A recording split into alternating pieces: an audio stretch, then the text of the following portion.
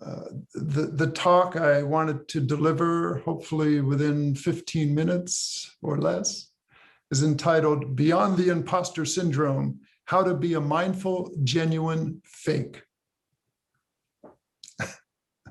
I see some of you nodding, I thought that could be a confusing title, but I think a lot of you understand what that means already, And I also want to give kudos and respect to my wife, Linda, who often helps me with being clear when I give talks. We were on a trail hike recently, and I said, Linda, I want to give this talk to our Friday mindfulness group, and I'm going to call it, how to be a mindful, genuine fake. So, of course, Linda, in her very clear and direct manner, says to me, can you define what it means to be a mindful, genuine fake? And I thought, that is a very wonderful and certainly fair question. And so let me just say that in the title, a little bit of provocation, of course. What I'm talking about is, how to be true, how to be authentic. That's the mindfulness piece. While also recognizing that who we take ourselves to be, an ego identity, is a made-up thing, which is really not a thing, which is more likely a process that we often solidify through our language, which can create suffering, distress, and all sorts of dramatic creations, And so I often have to remind myself that why are we talking about these things in the context of a mindfulness class?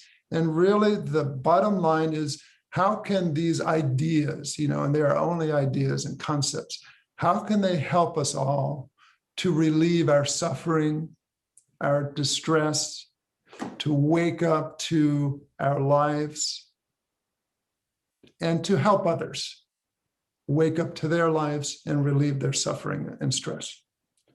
So I want to throw out some ideas. Again, they're just ideas. It's sort of like, again, the proverbial finger pointing at the moon. The idea here is this information is about helping us find some ways to create space from our identity. Create space from our identity. Because identity can be, in some context, be a bit limiting to us, okay? So let's start a little bit with this idea of non-self. In Buddhist psychology, we talk about there's no self. Well, that can be very confusing. And let me just say that, there's some Buddhist scholars, I'm thinking of Andrew Olendzki, if you'd like to take a bit of a dive into Buddhist scholarship. Andrew Olendzki is a leading Buddhist scholar, and he's written some pithy short books that speak of these kinds of concepts. And, I recall hearing him say or reading him say, it's not that there's no self. It's just this kind of thinking is designed to unhinge us from this idea of separateness, and fixed, solid identity. And we can think of it as there being no independent self, that the you make yourself to be would not be you without your culture, for example, without your family, without your neurology, without the roles you play, without the experiences you've accrued over your life. These all contribute to a sense of what we call the self, an identity. And as many of you, if not all of you know, the self you are with your most intimate people in your life is probably not the self you are with the person at the checkout counter taking your groceries, So this idea of self as a fixed entity can lead to rigidity. And the idea with these thoughts is how to be more psychologically, emotionally, relationally flexible, to move outside an attachment to an identity or image of what it means to be a self. So one way that many Buddhist teachers conceive of the self is that it's really a bunch of habit patterns or images that are strung along and constellated around what we call a self or ego identity. And when we can see ourselves that way, we realize that we can begin to shift some of those habit patterns and expand our sense of self. And so being a genuine fake, these are the 10 steps of how to be a genuine fake. One is first, accept the fact, if you will, fact or story, that what you call the self is really not solid and fixed, really not solid and fixed. A simple example might be who you were at age 16. Is that the same person you are today? Certainly not in body, and hopefully not in emotional intelligence, thank goodness.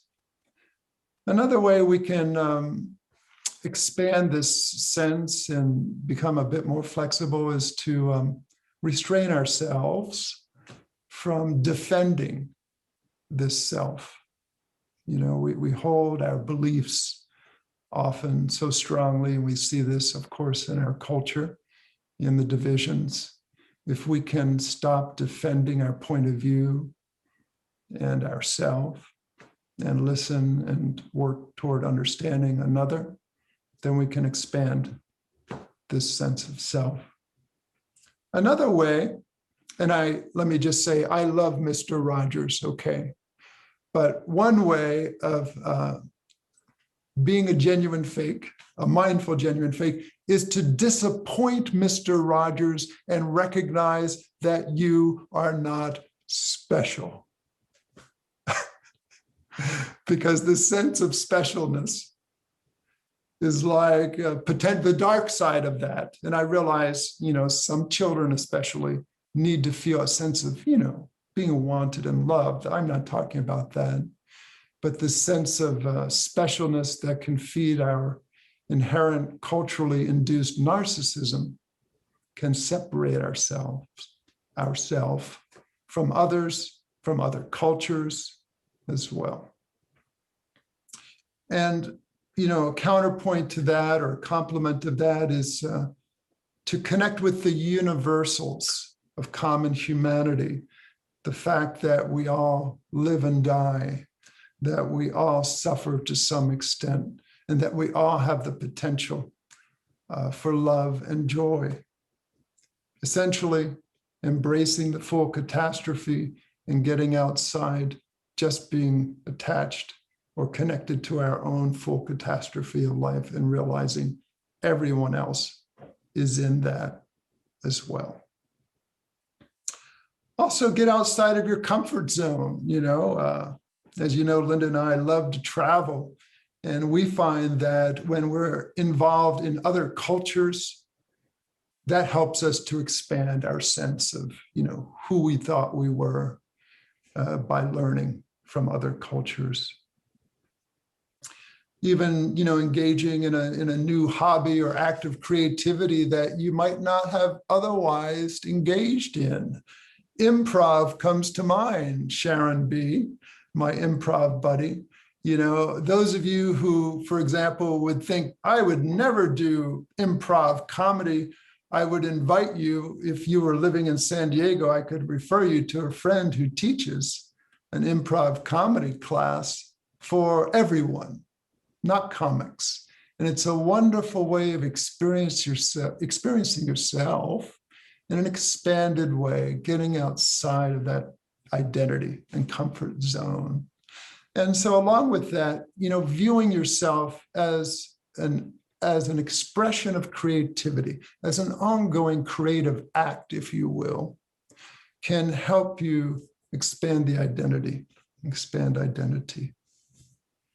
So there is such a thing, as I know you know, as authentic performance. A wise teacher once said, who was very interested in performances, from indigenous healers to, professional actors, he said, performance is about shaping, forming an experience.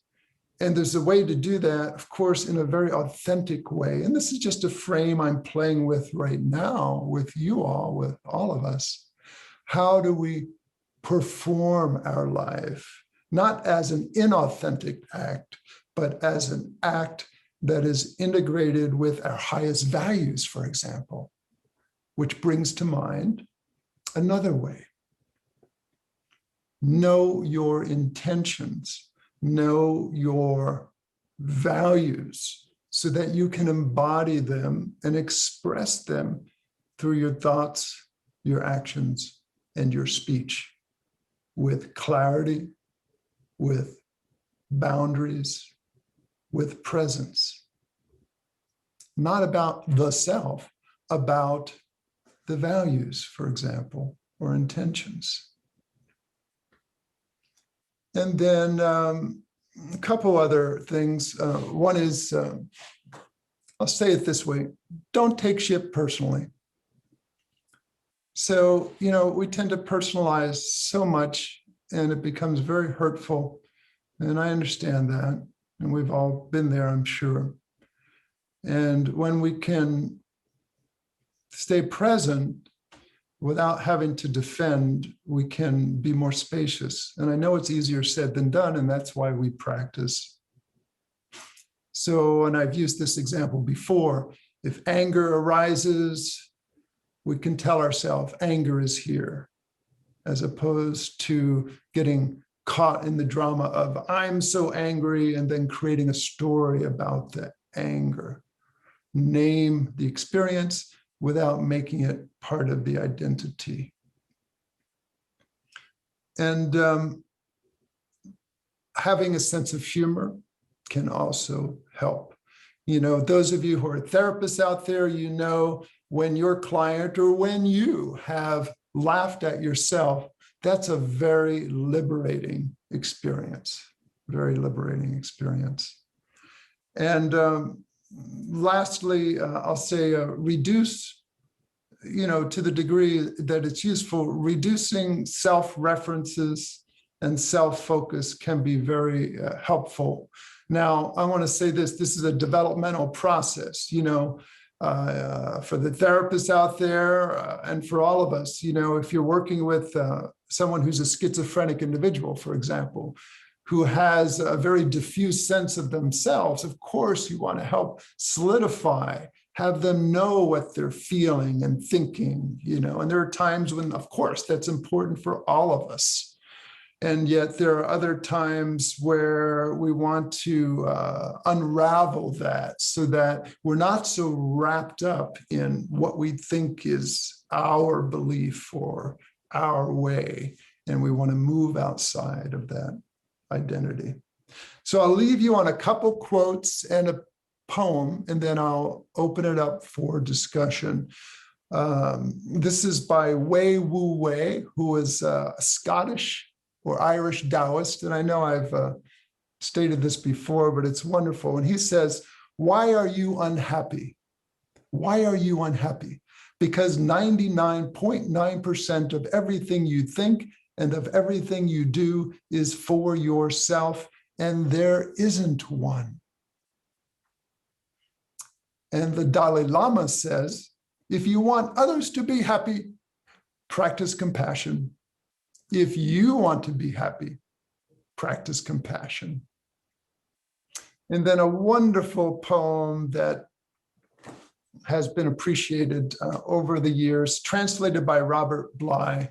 The author of the poem is Juan Ramon Jimenez, yo no soy yo en español. En inglés, I am not I. I am not I. I am this one walking beside me, whom I do not see, whom at times I manage to visit, and whom at other times I forget. The one who remains calm and silent while I talk. The one who forgives gently when I hate.